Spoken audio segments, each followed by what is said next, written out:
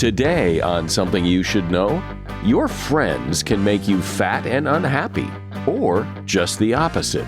Then, have you ever felt stuck in your life? We all have, and there's a way to get unstuck. Everyone has the same first question: why am I stuck? And that's not a helpful starting point. You don't walk up to a burning building and ask, why is this building on fire? So when people start with, why am I like this? They render themselves even more stuck. Also, a simple way to slow down your eating so you eat less. And how simple, even woo-woo things can affect your health, like music, massage, visualization, even kindness. Kindness is physiologically the opposite of stress. I often ask people, what do you think is the opposite of stress? And almost everyone says it's peace, it's calm, it's relaxation. But those things are the absence of stress, not its opposite. All this today on Something You Should Know. Something you should know. Fascinating intel, the world's top experts, and practical advice you can use in your life. Today, Something You Should Know with Mike Carruthers. Hello there.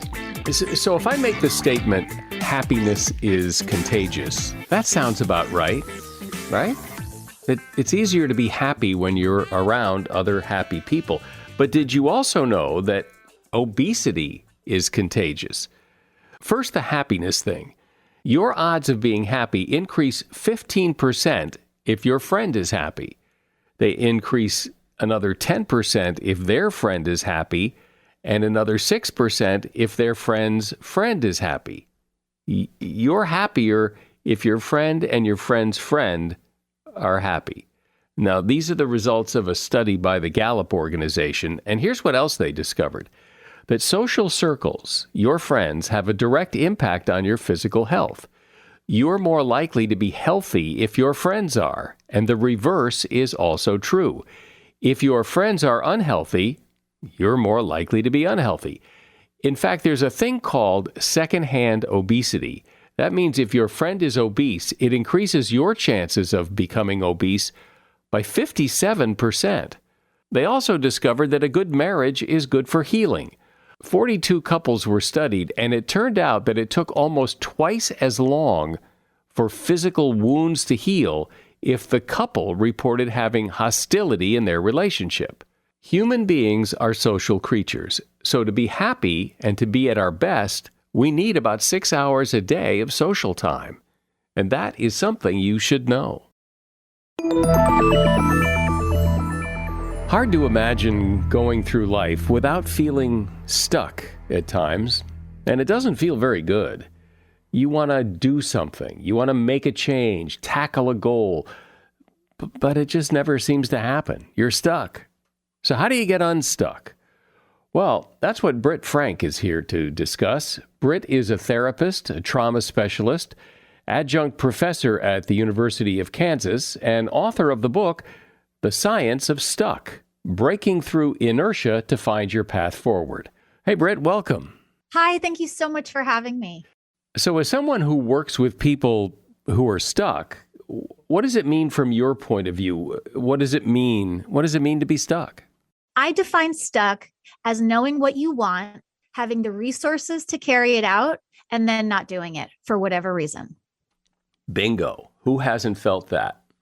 And it makes you wonder, if I have everything I need and I say I want to do this and it doesn't get done, why doesn't it get done? Yes. And as a therapist, I hear every day from people, the reason I'm not doing what I want to do and what I know to do is because I'm lazy, because there's something wrong with me, because I lack motivation. And none of those things are actually accurate. I'm a big fan of take accountability and take ownership over your life. However, we are biological organisms. And if we don't know that our brains have an automatic mechanism that responds to our environment, we're going to get stuck. And we're not going to know why. It would be like your car running out of gas and blaming your car for being lazy. It's not lazy. It needs gas to run. Similarly, our brains need certain things in order to get us off the couch, or we're all going to get stuck watching Top Chef for 9 hours. Or is that just me? But some might take issue with what you said. I mean, we have the word lazy because it describes some people. Some people are lazy, and it sounds like you're excusing them. It does, doesn't it? And it's so funny to me that people think lazy is the excuse, and it's not. Knowing the explanation for our inertia doesn't excuse it. And this is where people think that excuse is synonymous with explanation, and it's not. Knowing your car is out of gas doesn't mean it's okay to sit and park for the next year. It just means we need to know what's going on for the purpose, not of excusing it, but explaining it.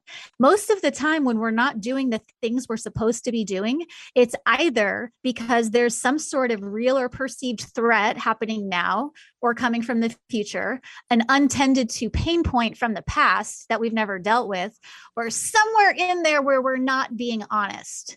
And I'll also say what other people call lazy, I just call energy conservation. A great example is a parent who's taking care of a 25-year-old, giving them all of their food, all of the money, all of their things, and that 25-year-old is doing nothing. It's not because they're lazy. It's because why would they? All of their needs are being met. They're not properly incented to get up off the couch and go do something.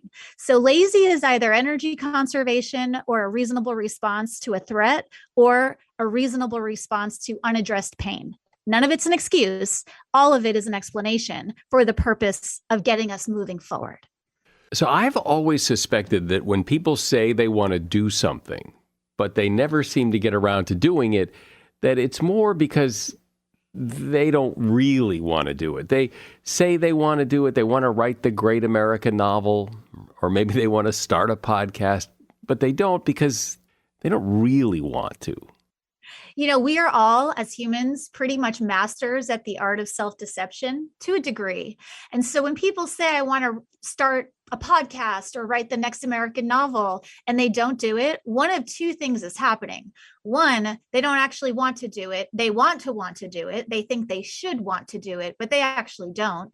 Or they desperately want to do it, but they're afraid. And there are a lot of reasons that we stay stuck, including we don't have to risk failing. We don't have to risk social rejection. We don't have to risk financial resources. But we all lie to ourselves when we say, well, it's just because I'm lazy. It's not because you're lazy. It's because you don't want to fail. Fine. We can deal with that. If we don't accurately name the problem, we're not going to be able to change anything. The language we use to describe our stuff has a great deal in shaping how we can manage or change or improve.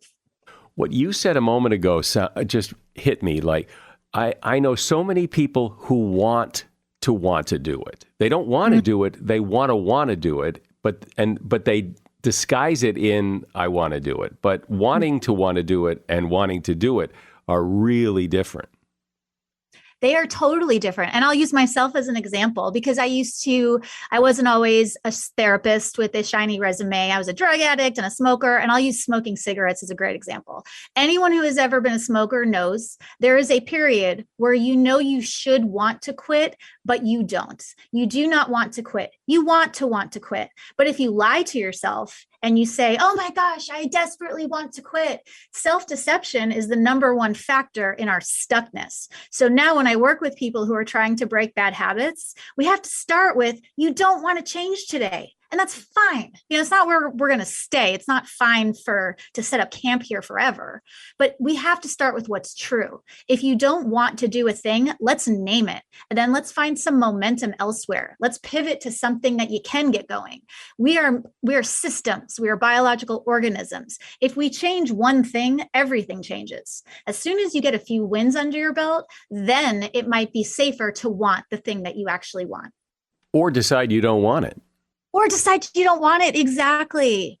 Because it's such a relief, I think, when, people say they're going to do something like write a book or do a podcast or whatever, and then decide, you know what, I'm not going to do it.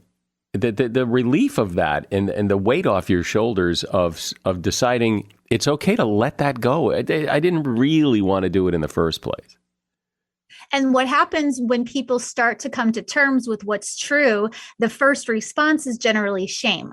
And what we know from Dr. Brene Brown's body of work, nothing will put us into a state of stuck faster than the affect of shame. Shame is completely paralyzing.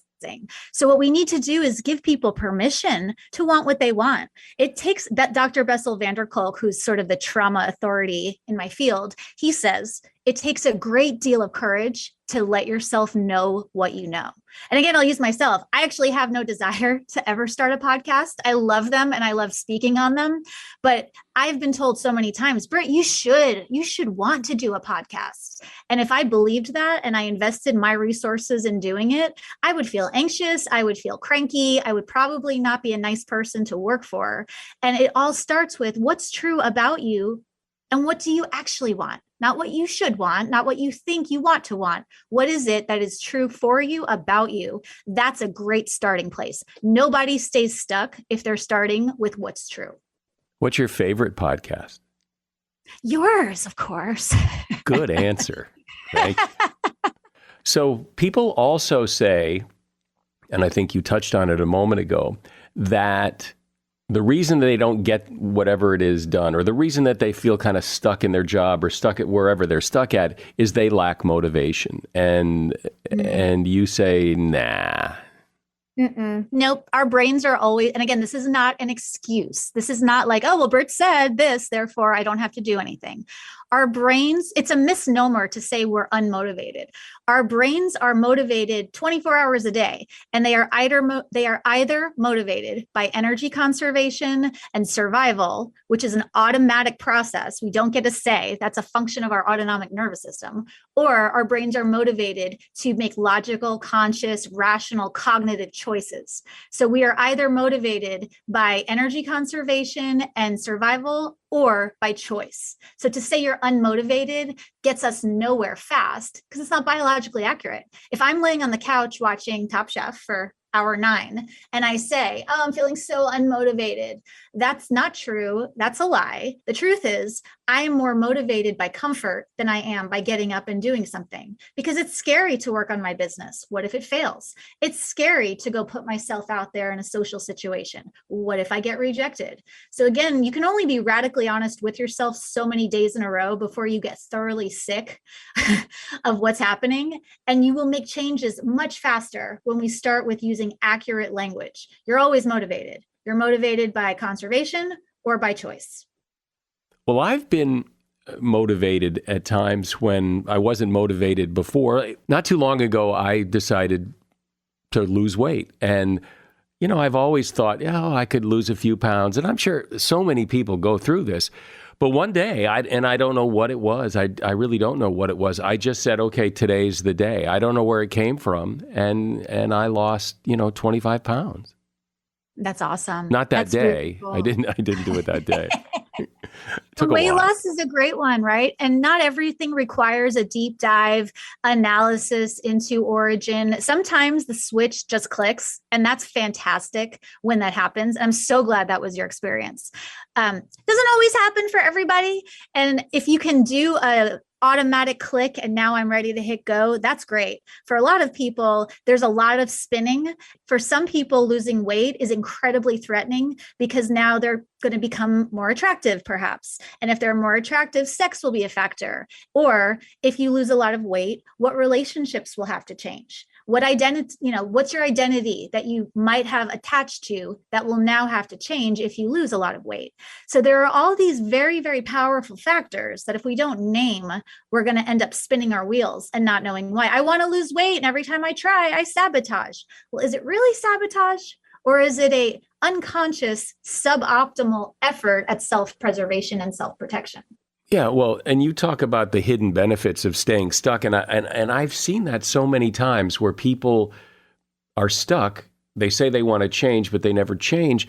But it does seem that there are benefits to staying where they are because, as you say, I think relationships, friends are invested in who you are, not who you want to be.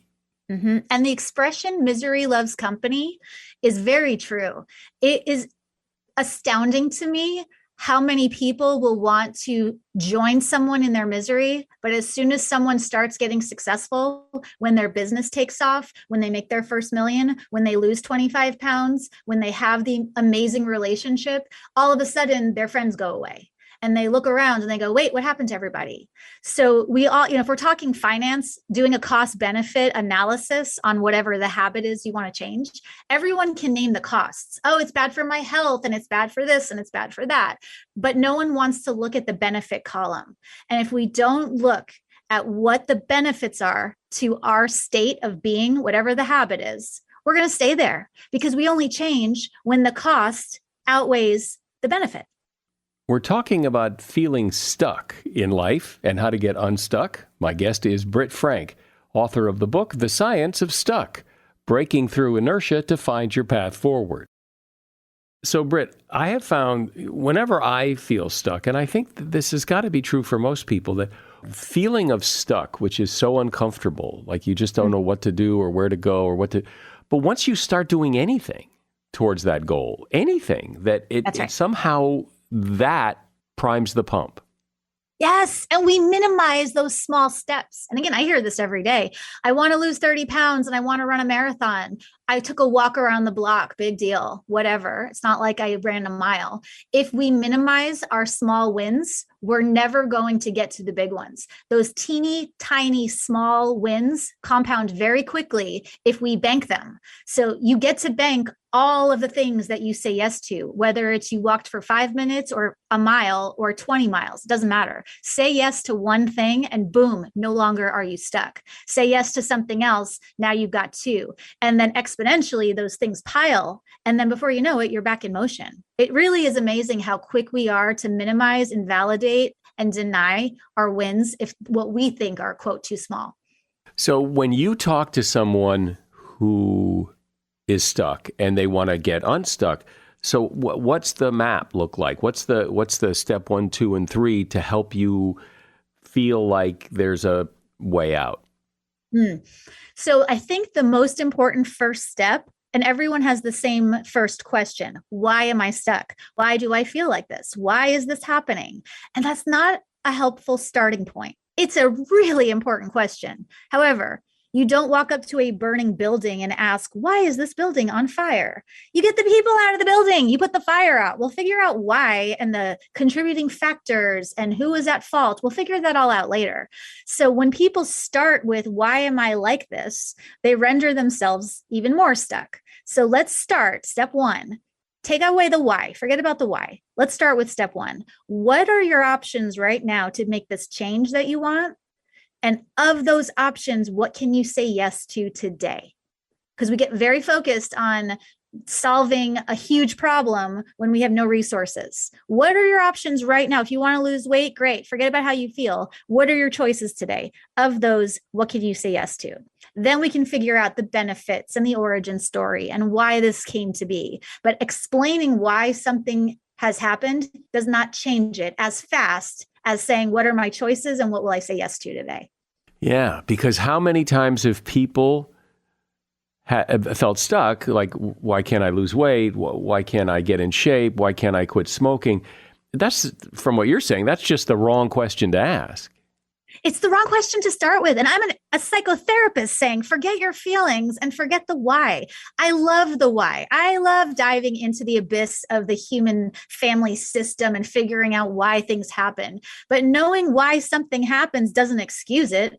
And knowing why something is happening doesn't change it. So let's start with, what can we do now? Let's change it. And we'll figure out why later. Why is like question number 4 or 5.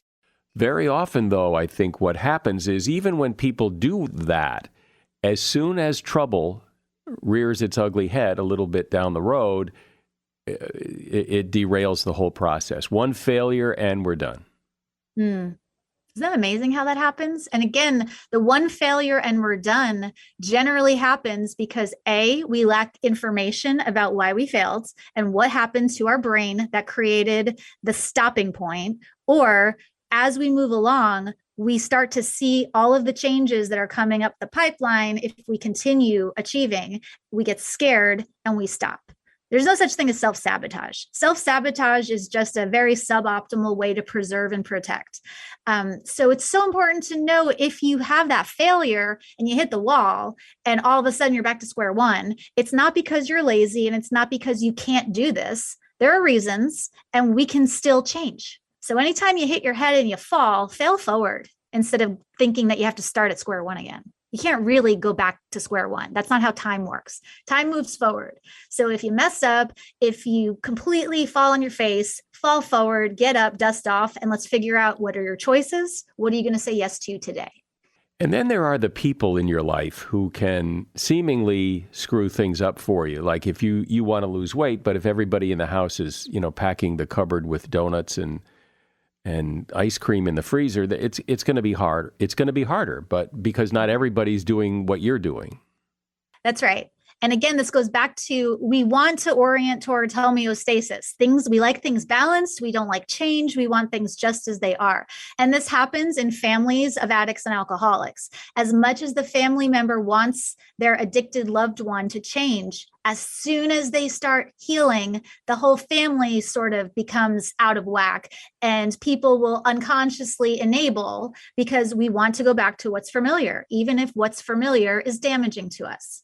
So if you're in a family system or in a relationship where you're not getting the support that you want, that's going to be another unpleasant truth to contend with. Okay, my partner is not on board. Great. Then it goes back to knowing this. What are my choices? What am I going to say yes to? And then knowing that we may have to set some boundaries and have some really uncomfortable conversations is also part of this game plan. We don't like conflict. Well, some people don't. And we want to avoid upsetting the apple cart, so we don't. But being willing to have an uncomfortable conversation is a much faster path out of stuck than pretending like that's not happening. When you work with people, where is the point at which the light bulb goes off? What is it? What is the one thing that people, maybe we've already discussed it, but the thing that gets people to go, oh. I think from my experience, when people realize that there's no such thing as a good person or a bad person, and that we are so complex, we are systems, there are a million parts of our personality, just like there are a million parts of our cells, organs, and tissues. And that one decision, one thought, one belief, one action doesn't define the entire thing. Because we're really taught as little kids to divide the world into the good guys and the bad guys. So if I make a bad choice, suddenly I'm a bad person. And now I'm locked down in shame. And because of that, I'm making more bad choices. The light bulb turns on when people have permission to seek wholeness rather than I want to be good. Forget about being good. Try to be whole. Try to be authentic. Try to be genuine. Trying to be good is very limiting and it's not actually possible. So as soon as we can toss that out, we have lots of room to play. But I never really understood that, try to be genuine idea. What does that mean? I don't know what, everything I do is genuinely me or I wouldn't be doing it. So what does it mean to be authentic or genuine? I've never really grasped those terms. That's fair. And that term, genuine and authenticity, tend to get taken to a strange place where suddenly people feel like they need to disclose everything about themselves to everyone around them. Being genuine and authentic just means, are you honest with yourself about who you are, about what you want? Are you doing the things that you say you want? And if not, are you clear on what's going on? And if so, are you willing to make the choices? Anytime we are lying to one exercise I do with clients in this, what's genuine, what's authentic, at the end of the day, make a list of 10 lies that you told either to yourself or to other people. And initially everyone says, I don't lie. I'm an honest person. We all tell little lies, even if it's something minor. How's your day going? It's fine. That's a lie if that's not actually true. And this isn't about shame. It's about how honest are you with yourself about yourself? And it's an internal authenticity that I'm talking about, not about what you say to other people necessarily.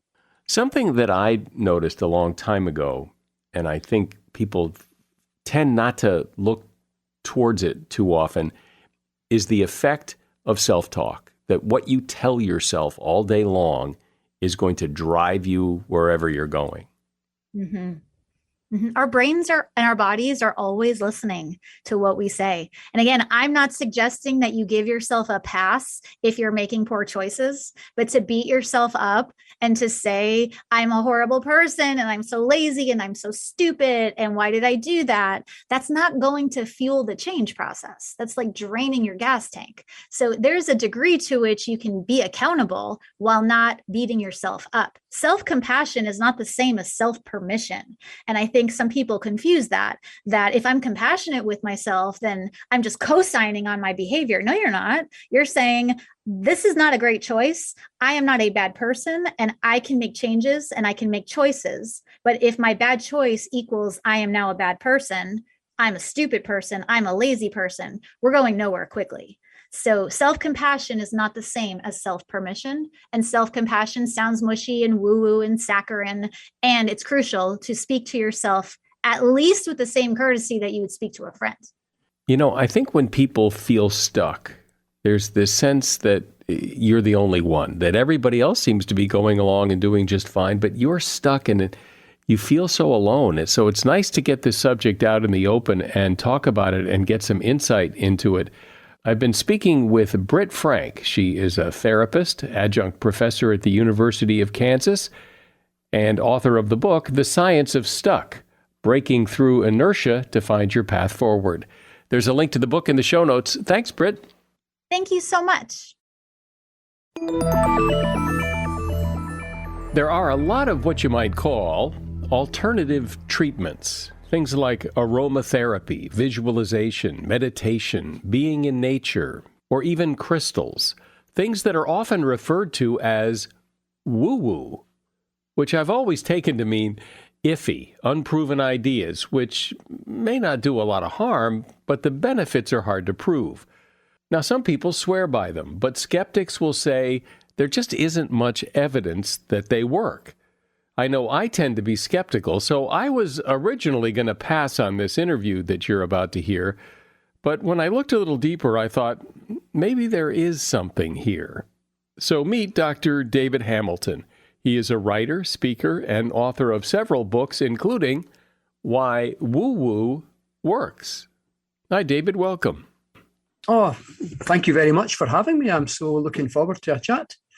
So explain why woo-woo works, because as I just said, there isn't a lot of evidence for some of these things, and that's kind of why we call it woo-woo or alternative. So what's your take?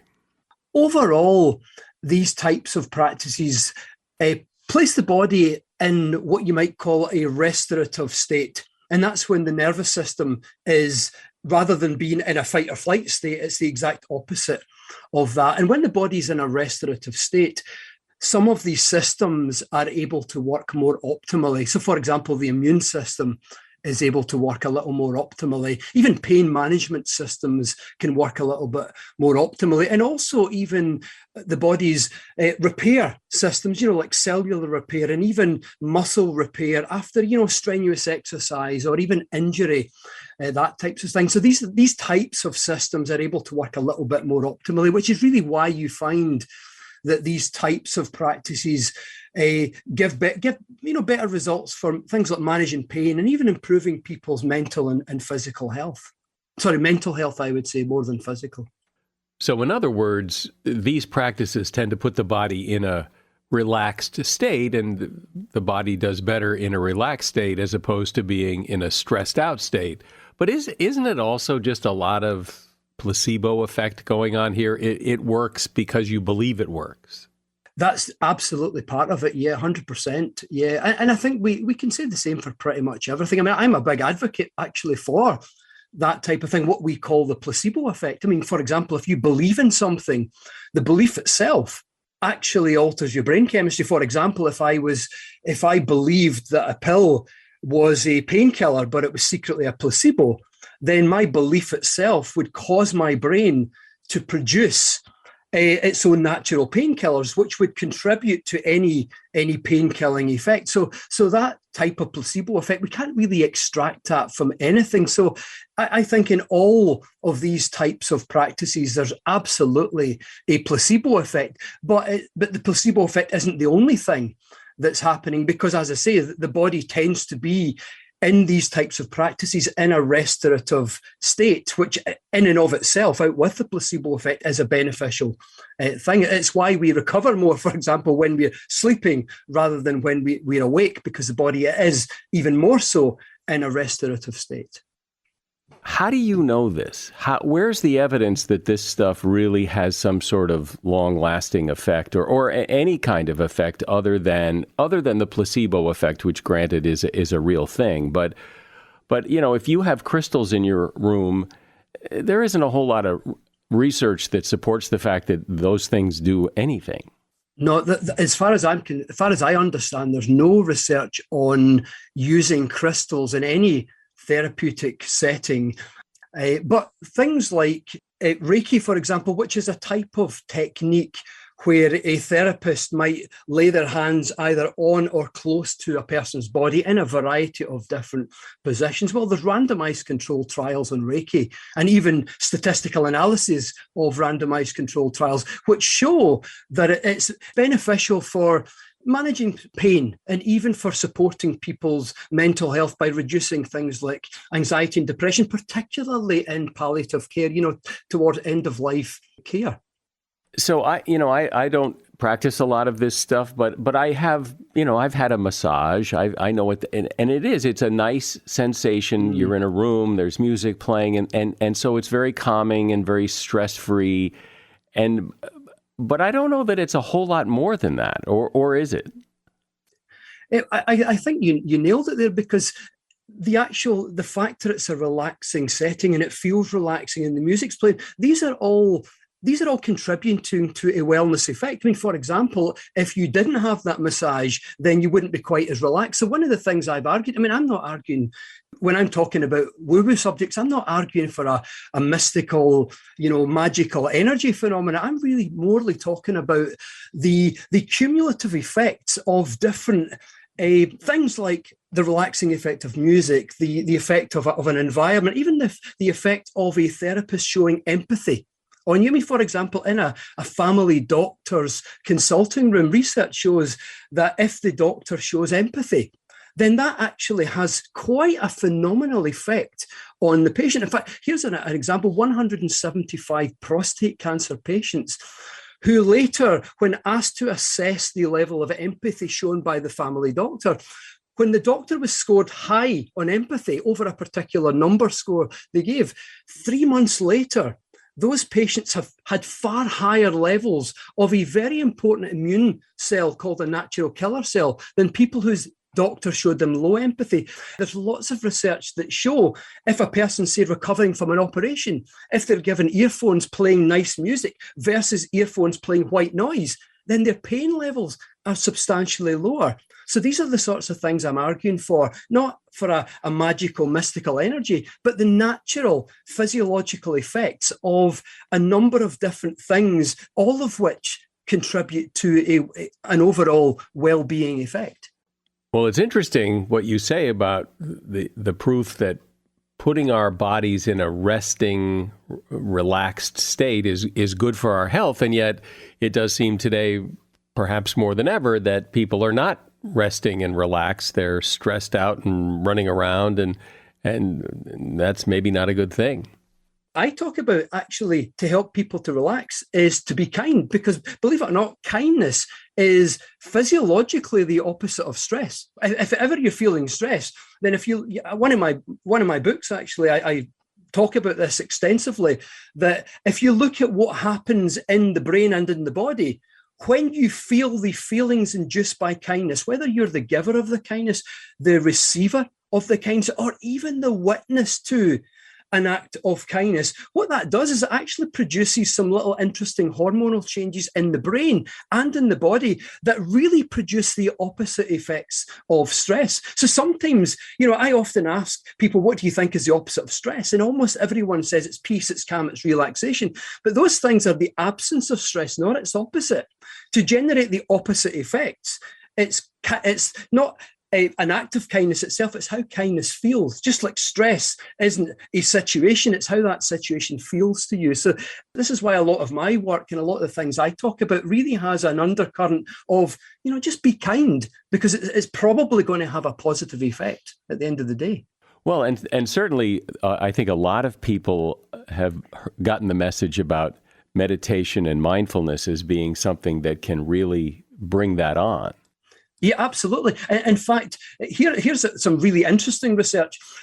If you practice mindfulness, and if for people who've never heard of mindfulness, think of this as mindfulness 101. Let's suppose you were breathing, which I hope you're doing right now, but let's suppose you breathe, but then you notice that you're breathing. Well, in the noticing that you're breathing, you're now mindful of the fact that you're breathing. You're actually working out a portion of the brain that's just above your eyes. It's called the prefrontal cortex. And when I say working out, it's not that much different from what happens if you work out a muscle. So if you go to the gym and you work out, let's say, a bicep, then two things happen. The muscle becomes firmer and the muscle becomes larger. So when you work out a region of the brain, something very similar happens. So the area we work out becomes more powerful, and that's why mindfulness practices are associated with improvements in mental health, better ability to concentrate. Talk about nature and the importance of being in nature, seeing nature, and what that does. The human body benefits greatly from nature.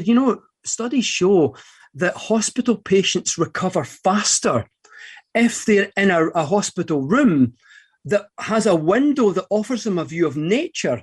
And the reason for that, whenever we experience nature, the human nervous system begins to tend towards that natural restorative state. And what that itself does is it allows some of the body systems, like the immune system, for example, to work a little bit more optimally. So there's lots of research now. In fact, in the UK, the NHS, our National Health System Service, now have a big forest project where they're actually opening up NHS-owned land to develop forest and to allow patients and visitors to experience more natural, because the evidence for this sort of thing is now growing quite substantially.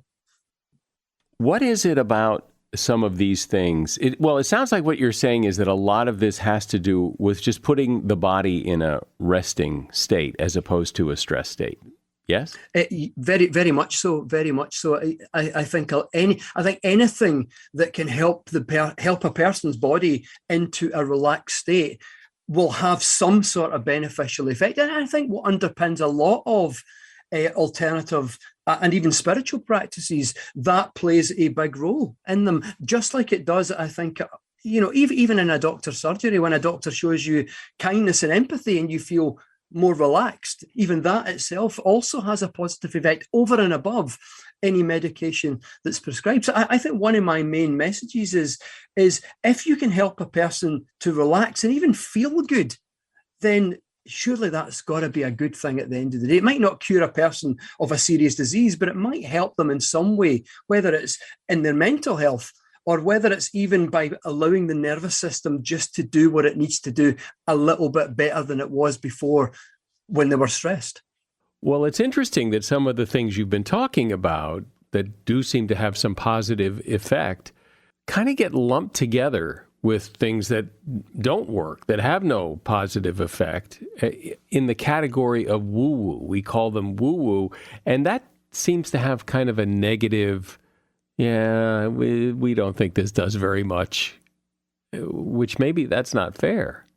I think you got it absolutely right. We lump a lot of these things together. In fact, there is a dictionary definition of woo-woo, and I think it goes something like unconventional beliefs regarded as having little or no scientific basis, especially those relating to spirituality, mysticism, and alternative medicine. And I think we do lump a lot of things in together.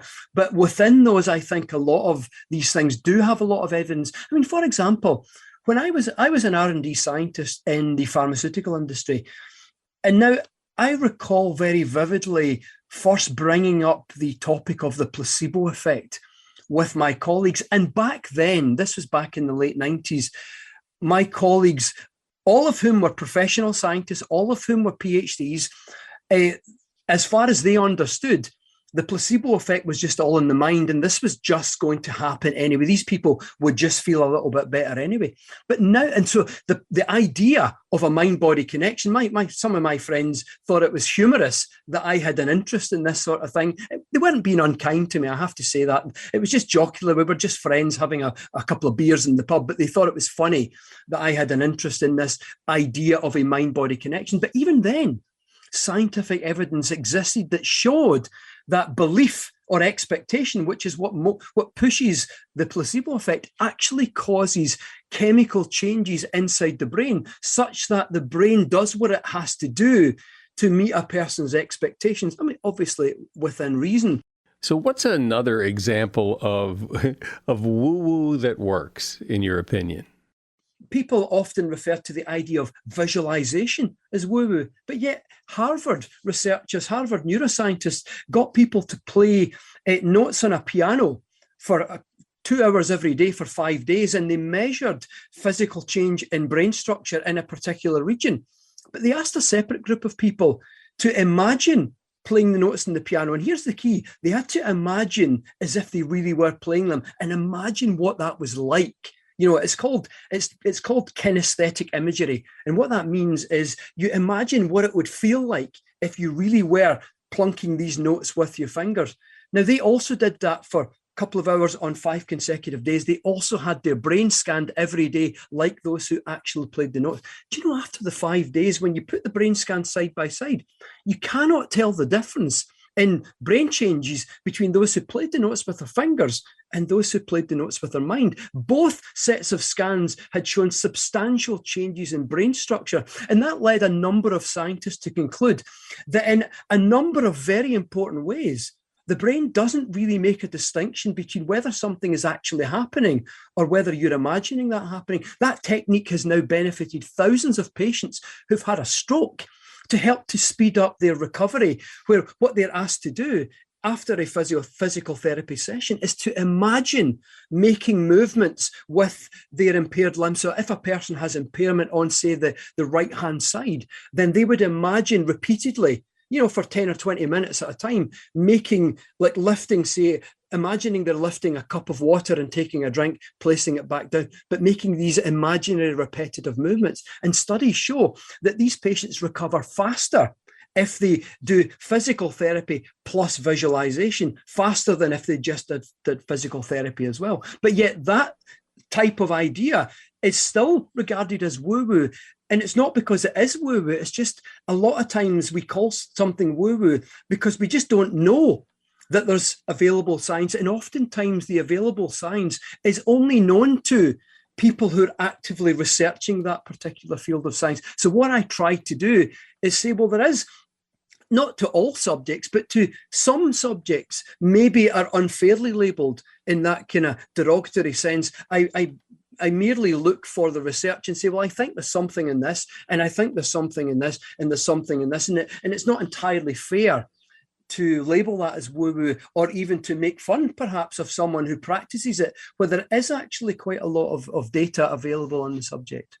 Well, one of the things that I've always thought, whether you're talking about alternative practices or not, is the person who is your doctor, your therapist, your masseuse, that there is something to who's doing it that makes it seem to work better. And this is sometimes referred to as the natural healer effect. Now, this is important in a doctor's surgery, and it's also important in any therapeutic setting. And it works a little bit like this. Most people probably haven't heard of a phenomena called emotional contagion. So emotional contagion describes how you catch emotion, just like you can catch a cold. I mean, you've probably noticed that you feel stressed around people who are stressed or agitated, but you've probably also noticed that you feel calm around people who are generally quite relaxed and calm people. Now, over and above what the person is saying, which really your brain is only processing between 10 and 40% of what they're saying, most of the data your brain is processing isn't what they say, but how they say it through their facial expressions, body language. And it's probably why some people are very good therapists and some people are very good doctors, like family doctors, but some people are not so good because even there's lots of research. In fact, there was a big UK study of over 700 patients who went to the family doctor with symptoms of cold or flu. Now, they were asked to, without the doctor's awareness, to give the doctor a score on an empathy scale. And it was a scale from 0 to 10. It was called a CARE questionnaire, and that means consultation and relational empathy. Now get this, those who scored their doctor a 10 out of 10, they recovered from exactly the same conditions about 50% faster than everyone else, and their immune response to the same condition was about 50% higher. Now the only difference was whether the doctor showed empathy or not. And so this type of phenomena is it forms part of what we call the natural healer effect. Some people, just by their nature and their presence, have a healing effect because of the way their nature impacts our brain circuitry, but also impacts how we feel. And again, it leads the body into a more restorative state that allows the body's pain management systems to work more optimally, immune system to work more optimally, restorative, cellular repair, muscle repair systems, all of which are able to work a little bit more optimally. Well, I think this was a good discussion to have because there are those people who think everything under the umbrella of woo-woo is a bunch of nonsense. And then there are people who think, oh, it's great, it's wonderful. But there is a middle ground here, and it was interesting to hear exactly what that is. Dr. David Hamilton has been my guest, and the name of his book is Why Woo-Woo Works. And you'll find a link to that book in the show notes. People who eat fast usually eat more, so slowing down can really help you eat less. When a group of people were presented with a big pile of M&Ms, the people who visualized themselves eating 30 of them one at a time ended up eating half as many as those who just dove in without visualizing. So before you're about to eat, imagine yourself eating slowly and deliberately, and you'll probably eat slowly and deliberately, and consequently, you'll eat less.